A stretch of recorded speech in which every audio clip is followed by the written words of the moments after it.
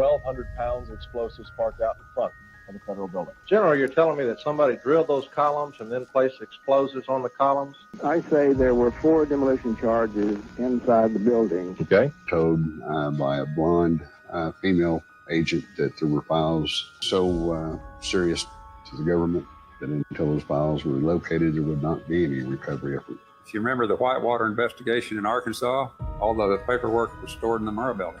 And guess what? Those papers were not national security. They were the truth about Bill Clinton and George Herbert Walker Bush and what they were doing in Mena, Arkansas, and everything that was happening to Bill Clinton because of it in Arkansas.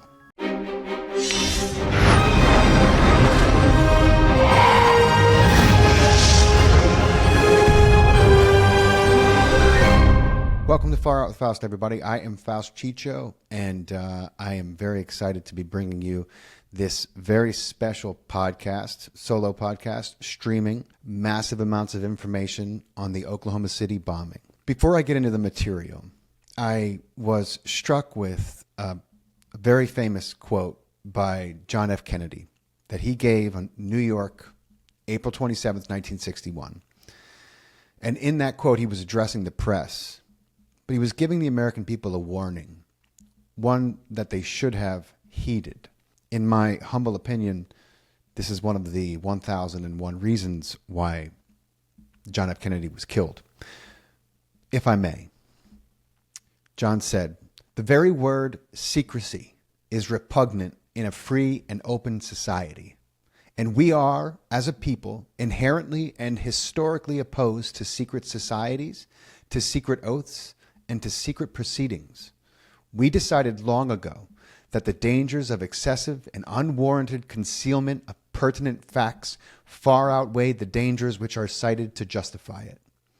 Even today, there is little value in opposing the threat of a closed society by imitating its arbitrary restrictions. Even today, there is little value in ensuring the survival of our nation if our traditions do not survive with it. And there is very grave danger that an announced need for increased security will be seized upon by those anxious to expand its meaning to the very limits of official censorship and concealment. That I do not intend to permit to the extent that it is in my control." That's what John said. And that was a grave warning that was not heeded, and I believe one of the reasons why they took his life. Let's get into the Oklahoma City bombing, and you can see the value and just how priceless those words were. As always, my friends, this is an incredible amount of information. And so to pick and choose how I begin and how I am going to sequence this is a challenge. So if you would bear with me. Of course, we must start with the official narrative. Bullshit. Excuse me. The official narrative, which if you are tuning into this video on YouTube, you will notice that Wikipedia, compliments of YouTube, has provided exactly what you're supposed to believe happened on that fateful day. So we might as well go over it. I just want to remind you that lies require more lies and more lies on top of that until a tangled web of deceit is all that we're left with. And that is, in fact, the so-called history of the Oklahoma City bombing for all intents and purposes. So now listen to this. This is the official narrative. Now listen to the language, okay? Because in the language, my friends, you will hear some of the motives. They all start to come out. Okay, so this is from Wikipedia. Bear with me, okay? Just to refresh you. It's been a while. This is a very kind of forgotten part of our history, but this is what set the stage for 9/11. Here it goes. The Oklahoma City bombing was a domestic terrorist truck bombing of the Murrah Federal Building in Oklahoma City, Oklahoma, United States, on April 19th, 1995, the second anniversary of the end of the Waco siege. That's in the first two sentences of the official narrative.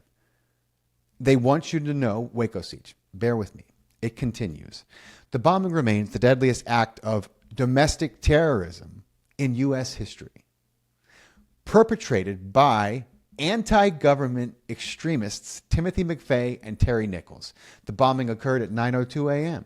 It killed 168 people, it injured 680 more, and it destroyed more than 1/3 of the building, which had to be demolished, of course. The blast destroyed or damaged 324 other buildings and caused an estimated $652 million worth of damage. Local, state, federal, and worldwide agencies engaged in extensive rescue efforts in the wake of the bombing. Of course they did. They want you to know that. Within 90 minutes of the explosion, McVeigh was stopped by Oklahoma City Highway Patrolman Charlie Hanger for driving without a license plate and arrested for illegal weapons possession. Forensic evidence quickly linked him, McVeigh, and Nichols to the attack, and Nichols was arrested, and within days both were charged. Open and shut case, Watson. My God. Bear with me. I'm sorry. This is after you watch these two specials, if you listen to this replay again, you're going to laugh too. Okay. Where was I? Forensic evidence. Okay. And within days, both were charged. Michael and Lori Fortier were later identified as accomplices. McVeigh, a veteran of the Gulf War and a sympathizer with the U.S. militia movement, had detonated a Ryder rental truck full of explosives that he parked in front of the building. Nichols had assisted with the bomb's preparation. Motivated by his dislike for the U.S. federal government and its handling of Ruby Ridge in 1992 and the Waco siege in 1993, McVeigh timed his attack to coincide with the second anniversary of the fire that ended the siege in Waco. Wow, that's what they want you to know. Not quite done yet. Now listen. It finishes with this. Very important. Listen to the language. Though not confirmed to be a direct connection to the bombing, white supremacist Richard Snell previously expressed a desire to blow up the Murrah Building 12 years before the bombing took place. Wait, what? What did they just... They want the words white supremacist front and center for you in any official narrative that they're going to talk about. So they even mentioned this. What does this have to do with anything? When the FBI raided McVeigh's home, they found a telephone number that led them to a farm where McVeigh had purchased supplies for the bombing. How convenient. The bombers were tried and convicted in 1997. McVeigh was executed by lethal injection on June 11th, 2001 at the U.S. Federal Penitentiary in Indiana. Nichols was sentenced to life in prison in 2004. So that is what the public is expected to believe about this bombing. If not for 9/11, this entire debacle would have been just completely, it would have been blown out of the water. It was so sloppy, my friends. I'm gonna take you through this bit by bit, okay? But understand this. This was a really, really sloppy dress rehearsal for what happened on September 11th. And this was 6 years before that, okay? Now, what you're going to notice is that this contains all the classic and typical features of a homegrown inside job false flag. Now, I want to lay this out in a way so that anyone who's listening at any point in their awakening, shall we say, can understand and stay with me. I recently got some great advice to not leave those people behind, and I don't want to, not anymore. So let me remind you what a false flag is. For those of you who are my consummate audience and who know damn well what a false flag is, just bear with me, okay? We want more people to understand. A false flag is an event that is perpetrated by one party to make it look like another party is the guilty party, right?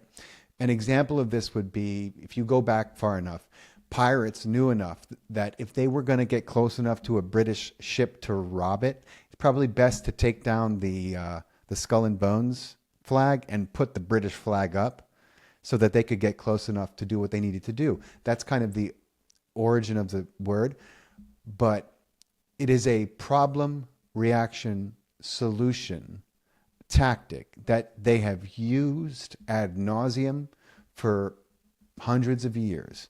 And it's the same people. It's the same people using it. So another example of a false flag would be if you were to look up Operation Northwoods, which was a proposal put on John F. Kennedy's desk in 1961, I believe. And that proposal was drawn up by the Joint Chiefs of Staff. And this was a time in American history when the degree of separation between the president and the corporate military industrial complex, the bankers, the oil tycoons, and because that is one big happy family, in case you don't know, and their interests were not separate yet. So they were still having to kind of go through and deal with this, a president. They had to deal with Eisenhower before Kennedy, and he proved to be a pain in their ass. He was a 5-star general. He warned Kennedy what had happened to the 3-letter agencies and what they were about. He warned Kennedy what had become of the military-industrial complex, of the CIA. He warned him. Kennedy knew. Kennedy was read in on everything from the UFO cover-up to the assassination team. I mean, everything dirty the CIA and the rest of the 3-letter agencies were doing, Kennedy knew about it. And it didn't sit well with him. He made a lot of decisions. But back to this. Now, what I'm telling you this for is Operation Northwoods is a document you can go and look up right now. And in it is a proposal because they wanted to invade Cuba, but they had no reason to do so. And so in Operation Northwoods, when you look at the fine print, and my editor will make it big for those of you watching on YouTube and Rumble, you're going to see it says, as a proposal to John Kennedy, what we could do is we could fly commercial airliners into buildings and blame Cuba. That would justify an invasion, and we could take the oil and the resources and call it a day. Screw the Russians, right? That's a literal proposal that was made. It's not a theory. It's not a conspiracy. It's not anything. It's a document. It's history. Among the other proposals were things like, or, I swear to God, we could blow up a cruise ship, blame the Cubans. We could attack a vessel, blame. You get the point. There was like dozens of these proposals. And John Kennedy, being John Kennedy, said no, right down the line. And they were like, why are we asking? Of course. So that's what a false flag is. A false flag is perpetrated by people who have an agenda and know the only way to get there is through an event that is going to galvanize the public, shock them, traumatize them. Another example of this is October 7th, that we saw, Hamas coming into, $5 billion worth of rockets and firing them all on Israel's Iron Dome, the most sophisticated anti-missile defense system on the planet. And it happened to be off for 6 hours while the IDF was on an extended nap period. That is another example of a false flag, very, very much in the same vein as 9/11. Very hard for people to hear and believe, but unequivocally, absolutely, Israel knew almost a full year in advance about this planned attack, and they allowed Hamas to gather the weapons, the funding they needed. America, of course, was complicit. Our intelligence agencies are in the know, to say the least. The CIA and the Mossad are like this. Let me get back to my point, okay? Now that we've laid out what a false flag is and why and how they're used, let's go into the Oklahoma City. Okay, so surprise terrorist attack. No such thing, my friends. No such thing. Not with the intelligence and surveillance and technology we have, even Pearl Harbor wasn't a surprise attack. I've said this already. So then we have our patsy, Timothy McVeigh. Okay, immediately, they knew who did it. I mean, doesn't it remind you of Lee Harvey Oswald? Because it stinks. It's the same plan. Okay, immediately they identified their man. Okay, so the reaction and the trauma and the outrage broadcast by a complicit and captured media galvanizes the attention and the emotions and the shock of the people. And that will literally short your ability to critically analyze anything, my friends. And that is why they do it. Because it's impossible for you to try to think critically when you're in a state of shock. When we're forced to view the devastation on repeat, and the government is just shoving their nonsensical narrative down our throats, people are put into a trance, and then they're prepared to go along with whatever the solution is. This is why they created the war on drugs. And they did create, these same people who did this also created the war on drugs. Literally. America never had a drug problem until the CIA, compliments of George Bush, decided that it would be the most lucrative way for them to make money for the other illegal programs they were running, because they couldn't go to Congress for them. And that's another fact. And I'll probably have to do another special about that, because I'm knee deep in that as I work on a Clinton and Bush special. And you can't get too far into Clinton and Bush's world without coming into massive amounts of opium, heroin, and cocaine. So bear with me. Now, you're going to see as I lay this out. This is what David Icke calls the totalitarian tiptoe. And I'm getting into some of the motivation now, okay?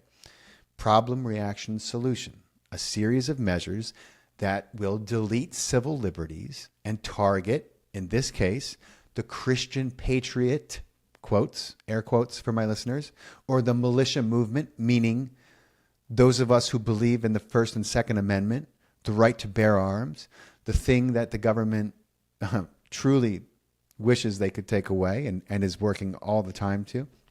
This was the beginning of what became a very intense targeting of Christian, God-loving, Constitution, armed citizens. People like you and me, if you're listening to this. Okay?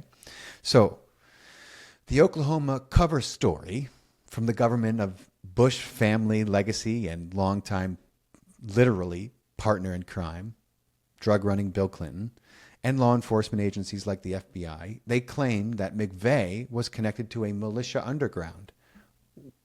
Where have we heard that pop up in recent times? I can think of a few places. Domestic terrorists, okay?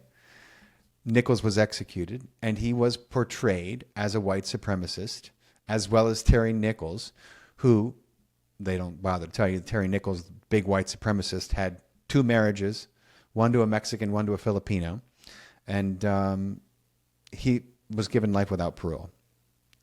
A Guinness Book of World Records of life sentences, actually. Alas, the solution, Watson.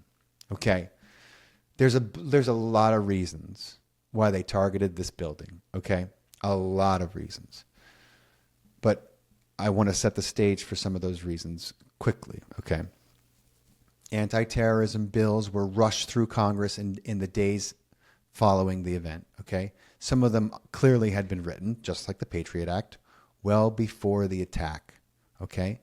Clinton was calling within 24 hours of the carnage for an easing of restrictions on the military's involvement in domestic law enforcement. Now, what does that set the stage for?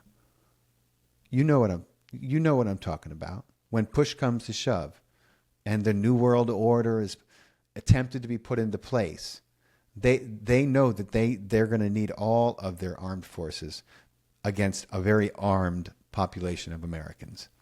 And this was a George Bush oath. And Clinton only got into office because of George Herbert Walker Bush. Okay, so Clinton also said, well, he used the bombing to urge the media to ban. Now listen to this. He used the bombing to urge the media to ban anti-government extremists from their newspapers, from their screens, and from their microphones.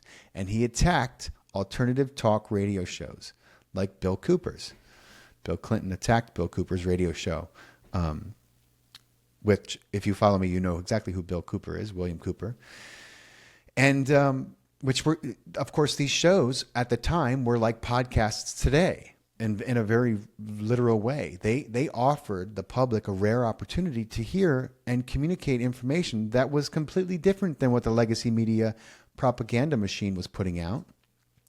So I want to share with you guys, because we're talking about the typical principles of a false flag. And so I want to share my screen with you. Now bear with me.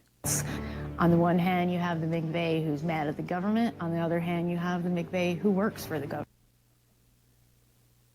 government. The defense team themselves could never obtain his full military records, and that even though they were ordered by a judge. Where does he turn up? He turns up in Buffalo, New York. And while he's up there, he creates what's known as a legend. Now, legend is when you go undercover or you get sheep dipped. Sheep dipped means you change your identity, you change your who you work for, and become a new person. Changes his personality up there, and all of a sudden he's ranting and raving about the Turner Diaries and overthrowing the government and all this other nonsense to where they're going. This guy's a wacko. He works up there 6 months and disappears. Where do we find him again? Going into militia meetings and doing the same thing, making sure he's noticed. If you look at Lee Harvey Oswald and Tim McVeigh and other patsies, they're very similar. They're in the military. They've got security clearances. McVeigh wrote a letter to his sister, who turned it over to the FBI, in which he admits that he was selected out of Special Forces training to participate in covert operations, to help run drugs to fund these operations, and to assassinate security risks. Mere bravado, or was McVeigh telling the truth? The FBI had put wiretaps on the McVeigh family's phone after the bombing. And so I'm reading this conversation back and forth between his mother and his sister. There's actually a few of these conversations where they say, we don't understand why the FBI won't listen to us and why the media is reporting that Timothy McVeigh washed out or dropped out of Special Forces. They're saying, no, we were told that he was still active in the military and that he was working on these covert missions. And he told his family, he told many others, Terry Nichols has signed an affidavit, that McVeigh believed he was out there infiltrating militias and right-wing groups and was preparing to set them up. And then, of course, he later learned that he was the guy that got set up. If McVeigh was working for the government, what are we to make of the involvement of Terry Nichols, the only convicted accomplice? Nothing. When Nichols had been convicted. Yeah. So for those of you playing along with me, do you think that McVeigh was telling the truth when he confided in his sister? I think that he probably was. In fact, I'm sure of it.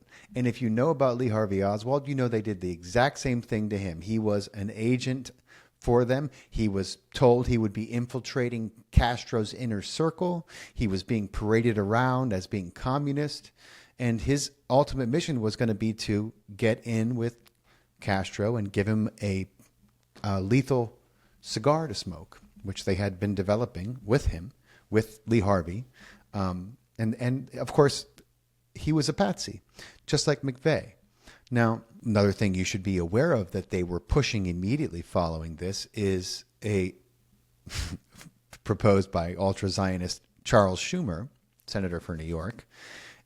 His proposal in the wake of this, of course, was 5-year prison sentences for publicly engaging in unseemly speculation and publishing or transmitting by wire or electronic means baseless conspiracy theories. You see where this is, you see where the solution is going? Okay.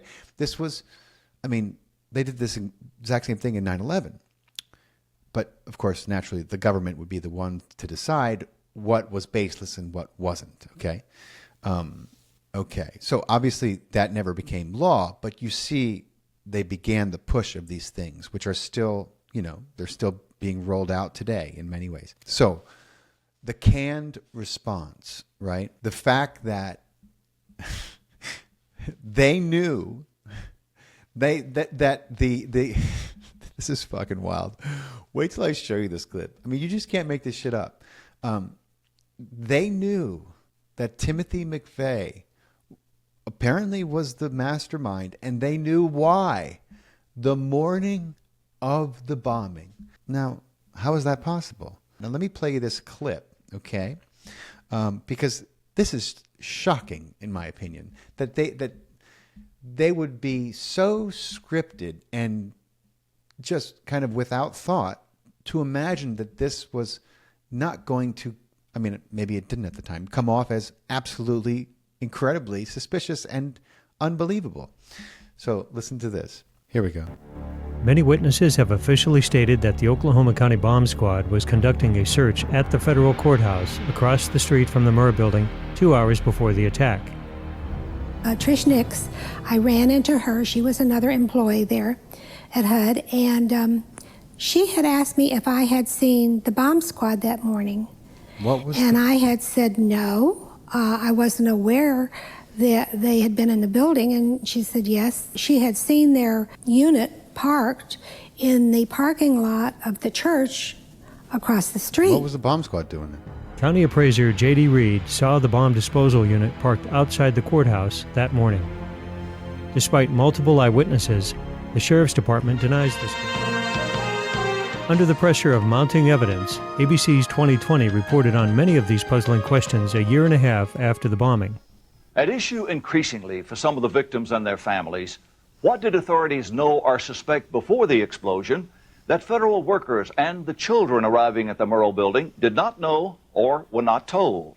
There was this fairly large truck with a trailer behind it, and it had a shield on the side of the door, and it said bomb disposal or bomb squad below it. Authorities now claim in federal investigative reports that the huge, ominous truck with its trailer was being used by a deputy to run routine errands.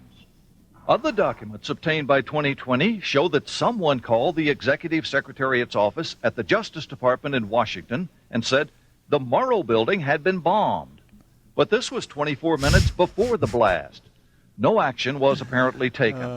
According to the show's producer, the Justice Department actively intervened to prevent an in-depth follow-up to this segment from airing nationally. 2020 did a 15 or 20 minute segment on prior knowledge that was put together by a guy named Roger Charles. That was so explosive that he was putting together an entire hour or whatever for 2020, which he would tell you. But the feds came in and stopped 2020, wouldn't let them broadcast the larger segment that he put together concerning prior knowledge.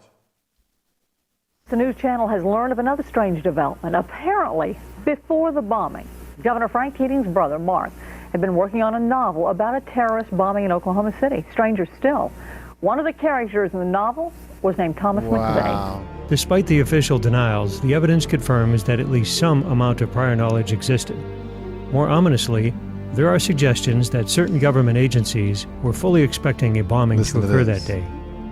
The Horse Patrol, interestingly, was a very small unit and was assisted by the county reserve mounted patrol unit. For whatever reason, on the morning of the bombing, they had been assigned and had already met at the Oklahoma City Equine Canine facility. And had prepared their horses, their tack, and uniforms to go downtown for crowd control. Rarely, very rarely would they go down and patrol or work the downtown area for crowd control for anything. The importance of exposing prior knowledge cannot be understated. Those individuals who understood the danger beforehand and did nothing are just as guilty as those who lit the fuse on the bomb. So that was not the clip I meant to show you. But prior knowledge, obviously, just like 9/11, massive amounts of prior knowledge. I wanted to lead with the excerpt where one of the witnesses states, and I'm going to find it, that she spoke to an ATF agent that morning. And when asked why the ATF was mysteriously and magically not in their office that day, this ATF agent replied that they had been tipped off that there was a bomb and that it was in response to the Waco siege. I mean, it's insane. It literally reminds me of 9/11 when you had that CIA plant on the street saying, reciting his script about, well, it got so hot in there that the steel beams must have melted and the building just came down and you're like, wait, what?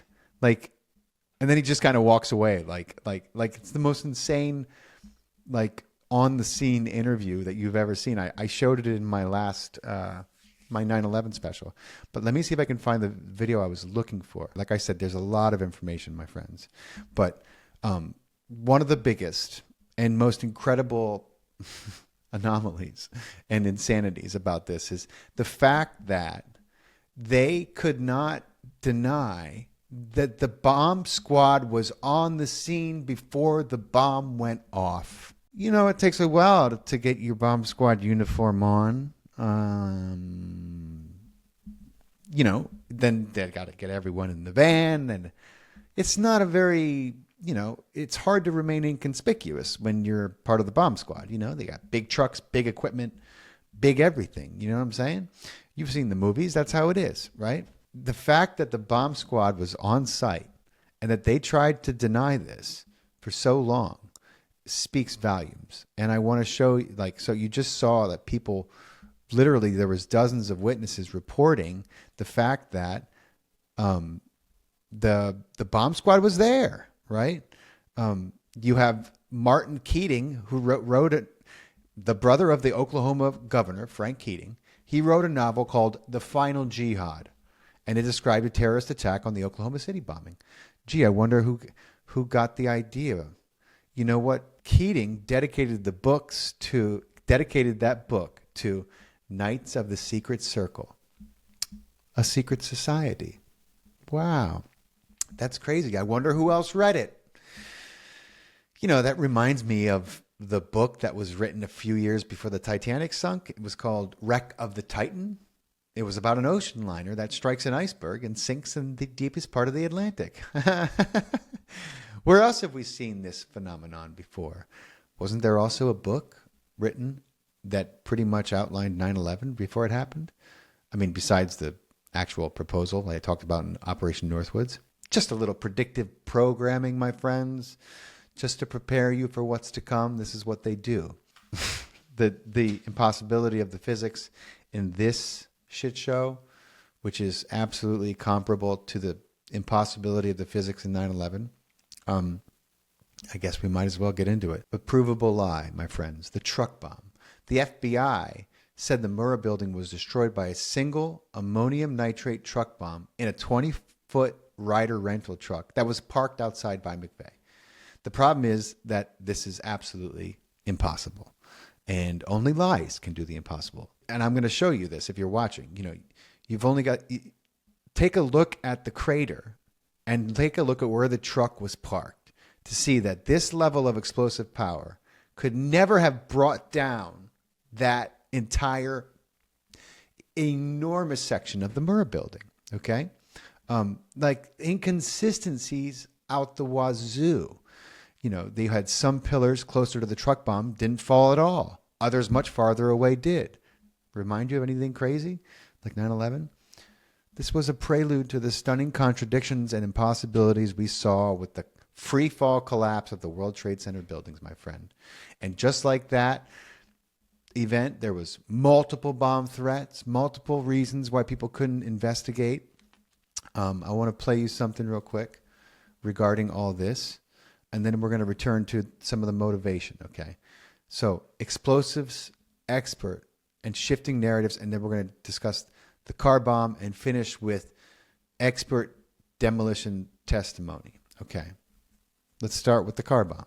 and how the story changed and changed and changed. Been listening to Mike McCurry, President Clinton's spokesperson at the White House. Apparently, at this point, we know a little bit more than the White House does, because we have been able to confirm that it was a car explosion. Now, that word coming to us from Mayor Rod Norrick earlier, 1,200 pounds of explosives parked out in front of the federal building. And ATF has confirmed that as well.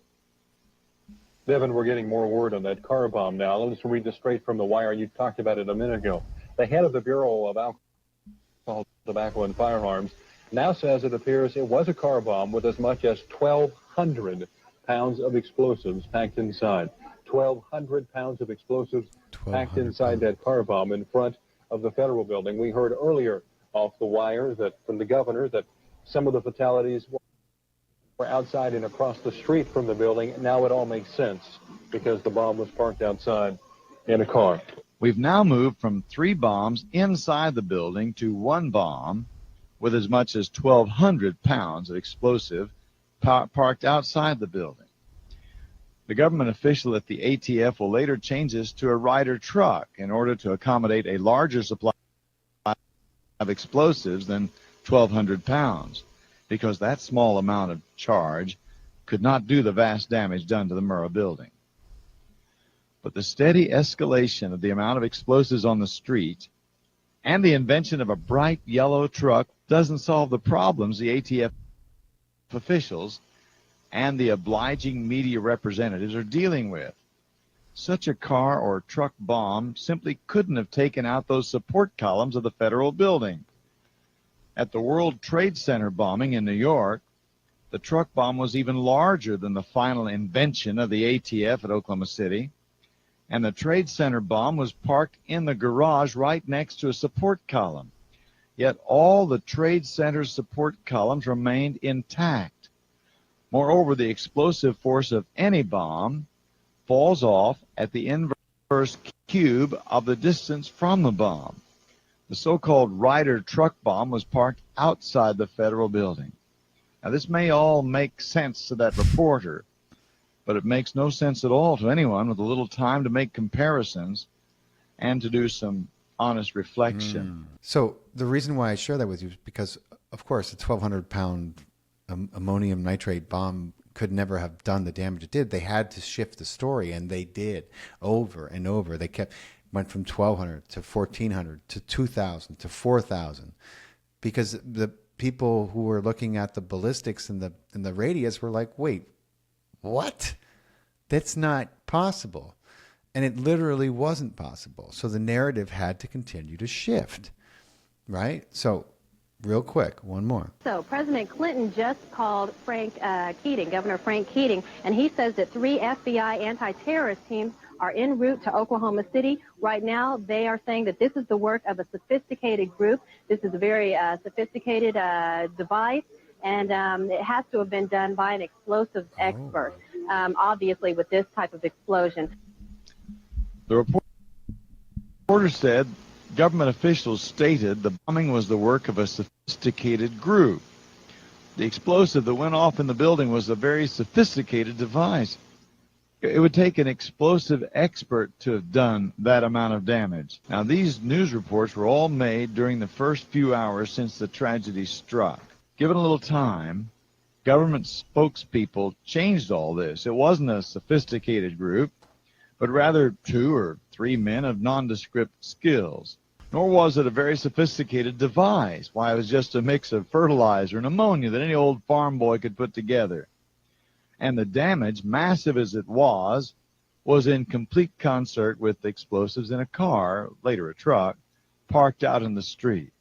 Say, isn't it funny how a little time changes things? What's important to note is the shifting narratives, my friends, like the inconsistencies. Of course, we had multiple bomb threats on the scene, which makes it impossible to investigate. You know, this hinders immediate rescue and investigative. So you see this, you know, there are always multiple bombs somehow, and only one goes off. Only one, but there's always many bombs found, or bomb threats, bomb scares. You know, you saw it with the recent, because it sows confusion, it causes panic. it makes people run for cover as opposed to just stand around and watch. They don't want people to witness something that might cause them trouble later. But with this, they did. I'm going to let you see it. But there was a retired Brigadier General, Benton K. Parton. And Parton was no anti-government extremist, although that was how he was portrayed to discredit his devastating testimony and assessment. Okay. Among his long list of accolades, he was a U.S. Air Force appointee. He was commander of the Armament Laboratory, a top research and development facility at Elgin Air Force Base in Florida. During his development facility at Elgin Air Force Base in Florida, his 31 years active duty, he became the acclaimed expert in weapon systems and explosives, and his Air Force and civilian career record is extremely long and impressive. I'm just scratching the surface. So he was no extremist. He was no anti-government anything. He was a man chock full of integrity. And he said from the very jump that a fuel fertilizer device in a Ryder truck could not possibly have brought down the Murrah Building. He said it was just too many facts didn't add up at all. His detailed assessment of the bombing was widely quoted in the alternative media and ignored in the mainstream, of course. Parton's report, dated July 30th, 1995, said that serious damage and demolition, I'm quoting, to supporting columns inside the building could only have been caused by devices attached to or placed within the columns. It couldn't have been caused by a truck bomb parked outside the building. I mean, if you just look at the destruction that was caused and done to the building, you can make that assessment too. It's literally impossible. You need to have a complete leap of imagination and faith and understanding of physics to think that that is possible. It's no more possible than fire melting steel and causing a free fall collapse of a 110-story building. Just keep reminding you of that.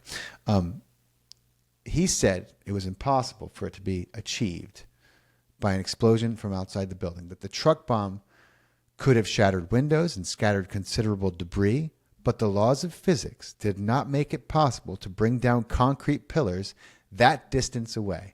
The laws of physics, they have to be suspended, just like they were suspended for our official 9/11 story and our official JFK story. Remember the magic bullet, my friends.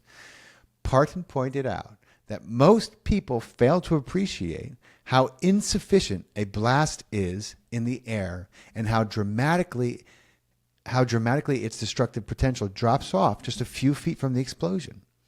Because in the air is friction, my friends. The main columns in the Murrah Building were constructed to survive pressure of more than 3,000 pounds per square inch. Now, there is no way, Parton said, and he pointed this out in his report, for a fuel fertilizer bomb that far from the building to generate more than a tiny fraction of that pressure. And that right there is all the evidence you need that their story is complete and utter bullshit. This was the man, the most renowned expert on explosions and these types of attacks. And that's what he said. And he didn't say it alone. It was backed up. Dr. Roger Raubach, PhD in physical chemistry and a member of the research faculty at Stanford University, said, General Parton's assessment is absolutely correct. I don't care if they pulled up in a semi-trailer truck with 20 tons of ammonium nitrate. It couldn't have caused the damage we saw there. That's what he said. But you didn't hear about that. Wikipedia is not going to tell you about that. And none of the mainstream narratives that you read will ever mention it. The McVeigh bomb was forced, of course, to miraculously increase in size. Once the government and the FBI were faced with these facts about the impossibility of a truck bomb causing this damage, the same false flags, these stories are forced to mutate over and over, right? Now, the Bureau of Alcohol, Tobacco, and Firearms and other government agencies originally said the bomb contained 1,200 pounds, okay? But then that upped until it reached 4,800 pounds, which doesn't make sense, okay? It is impossible to ascribe the damage that occurred April 19th, 1995 to a single truck bomb containing 4,800 pounds. In fact, the maximum predicted damage of the floor panels of the Murrah Federal Building is equal to approximately 1% of the total floor area of the building. So it must be concluded that the damage at the Murrah Building is not the result of a truck bomb itself, but rather due to other factors, such as locally placed charges within the building itself. Okay. This report was not presented at McVeigh's trial, and neither were its 4,000 pages of evidence that the corrupt to its absolute core FBI lost. I mean, lost. You know what else they lost, guys? All the surveillance footage. I mean, how? This was a federal building, like the Pentagon, highly surveilled. At first, the FBI said there was no tapes, but that turned out to be a lie. Okay, let me finish this part about General Parton explosives, and I'm going to play you a little bit of his testimony so you can see. So, the report never made it to trial. Of course, the FBI agents interviewed Parton, but did nothing when he showed them that the official story was impossible. Parton sent copies of his detailed engineering analysis, including color photographs, to every member of Congress and more than 1,000 media organizations, and only got a handful of replies because they would rather the orchestrators of mass murder remain at large than reveal that the government and its agencies were lying and corrupt at every turn.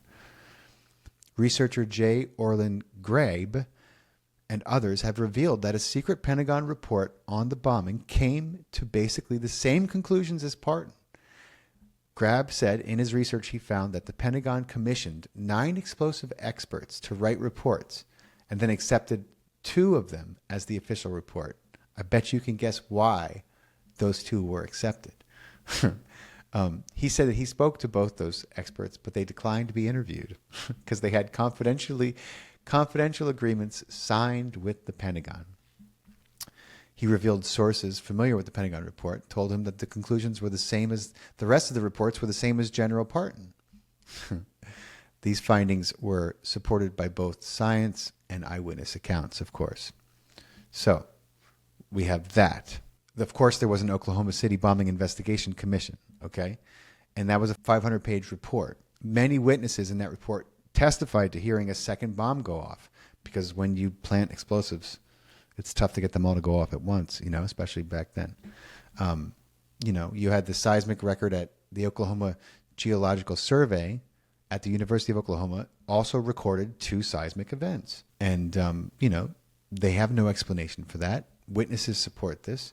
Rescuers arrived on the scene, and there were many reports of other bombs being, quote, found and defused, which I have news footage of. So I want to finish with this because there's just so much information, but I want you guys to see that just the official narrative about the bomb is just completely blown out of the water. And then in part 2, I'm going to talk about Timothy McVeigh, MK Ultra. I'm going to talk about how the same psychiatrist who was on the scene for Jacob Rubenstein, who is the one who declared that man mentally insane after one meeting with him, and then turned out that Jacob Ruby did have a psychotic break after meeting with this guy, Jolly West, his name was. We're going to go into the mysterious John Doe number 2. We're going to go into his connection with George Herbert Walker Bush and the Iraq War.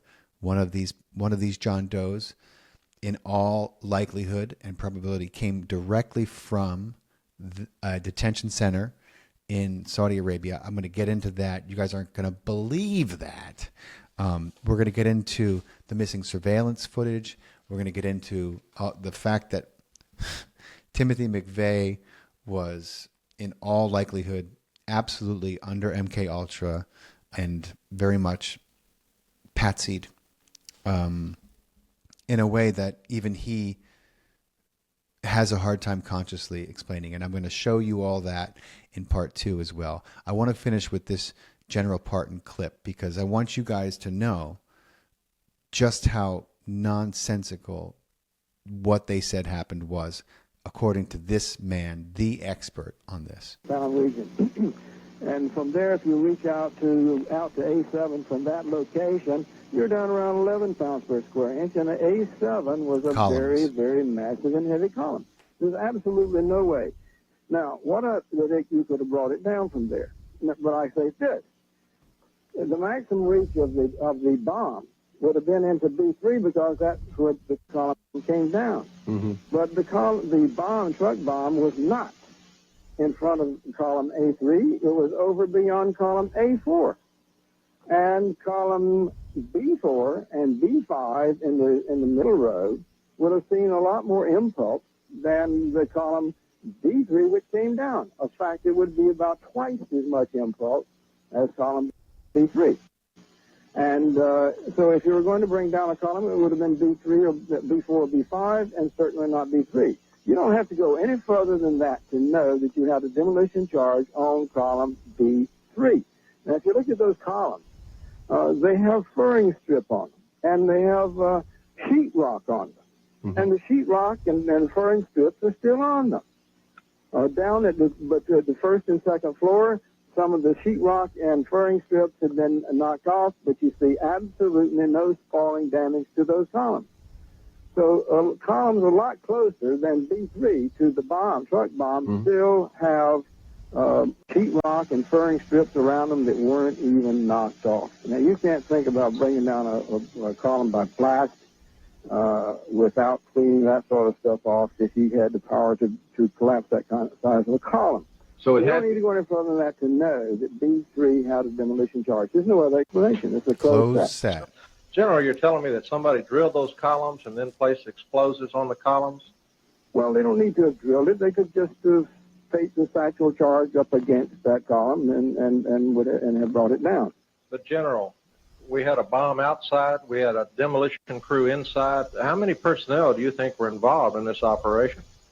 Well, it would have taken several, and it would have taken people with access. You got to remember that those federal buildings have guards on the gate, and they have magnetometers and everything else.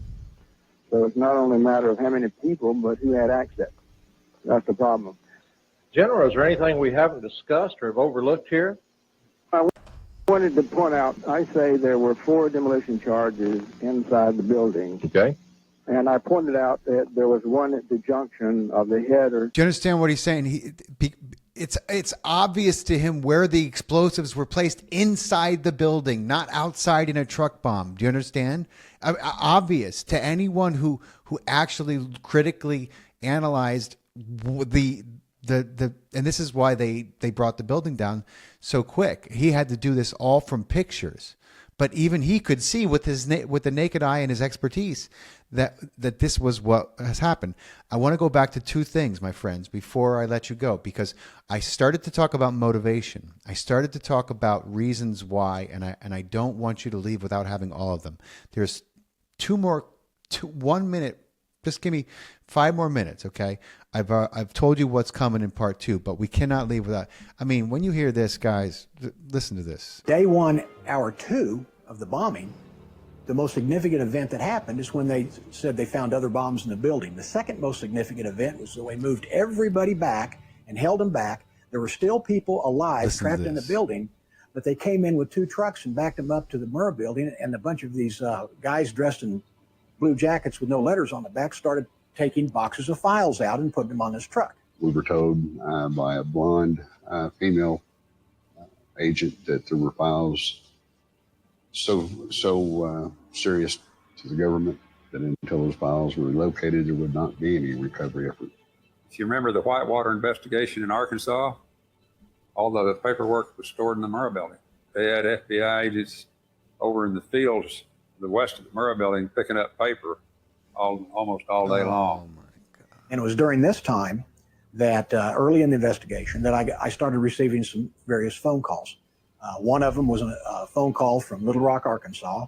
The guy said that he was a federal agent. He was not an FBI agent. He was not ATF. But what he did say was during their investigation of the Clintons, on all the drug running that went through Mena, Arkansas, and Lassiter's Ranch and all of that stuff that was going on at the time during Iran-Contra, that those records, when Clinton went to Washington, were transferred from there to the Murrah Building.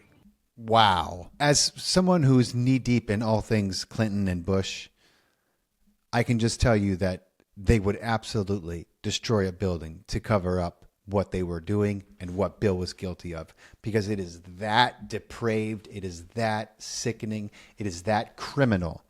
And it just so happens, not only did they attack the building that these papers were stored in, but just to make sure they got them all, they wouldn't allow the rescue teams in until they went through all the papers.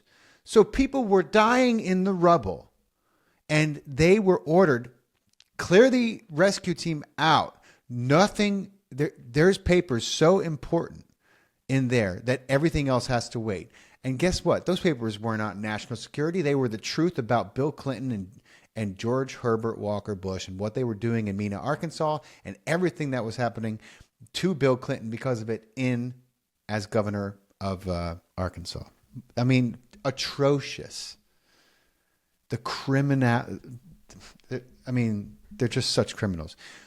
There's one more thing you need to understand about the motivation, and then I'm gonna say goodbye for part one. If you liked part one, wait till you see part two. Let me know in the comments that part two is something that you are looking forward to and excited. And if you haven't subscribed, please subscribe. We do an incredible amount of research to put these together for you. And I have an incredible team that I'm working with that I'm so grateful for. And I want to say thank you to them, to everyone who contributed to this special. And this is just the beginning. This is the tip of the iceberg. Part one is always a little more laborious, and part two is where I can really get down and dirty, because I can talk about, the people who in all likelihood are responsible, and how and why I've come to the conclusions I have. But I want to show you one more thing before we go, because this is very important to understand. This is a big part of why, okay? What was interesting, and I think no one has paid any attention to it, is that the CIA was involved at Elohim City. Not only were they involved, but they had the spy satellites. The National Geospatial Intelligence Agency. I never heard of them before. They run the spy satellites. They had them over Elohim City. I think one of the things that may be most productive to getting at the truth was the discovery of an operation the FBI had in place since about 1991 called PATCON. PATCON is short for Patriot Conspiracy. It was an idea they had to infiltrate every militia group, every neo-Nazi group, every group critical of the government in the United States. The plan apparently was to put informants in with all of these groups. And I think Elohim City was a PATCON operation. I think McVeigh was obviously involved in it. Now, whether he was a target or an operative, I don't know, any more than I know whether the government intended to blow up the Murrah Building. But they knew it was going to happen, and they knew McVeigh was going to do it, and they don't stop him. Sound familiar? Tune in. Part two is coming. I'm going to lay out MK Ultra. I'm going to lay out the absurd missing surveillance. I'm going to lay out the connection between John Doe number 2, who was spotted with McVeigh on numerous occasions, and how he was reported many times to be Middle Eastern, and the descriptions of him match a person who George Herbert Walker Bush picked out of a Saudi Arabian detention center and moved to Oklahoma with a bunch of other people. I'm going to get into all of it. So thank you for bearing with me. We got some of the details down for you guys. Part 2 is going to be even more explosive. I love you guys. Thank you so much for tuning in. I will talk to you all very soon. Don't forget to subscribe. And if you are listening on one of the audio platforms, please leave us a review, if you will. And God bless you all. Stay safe. Love you.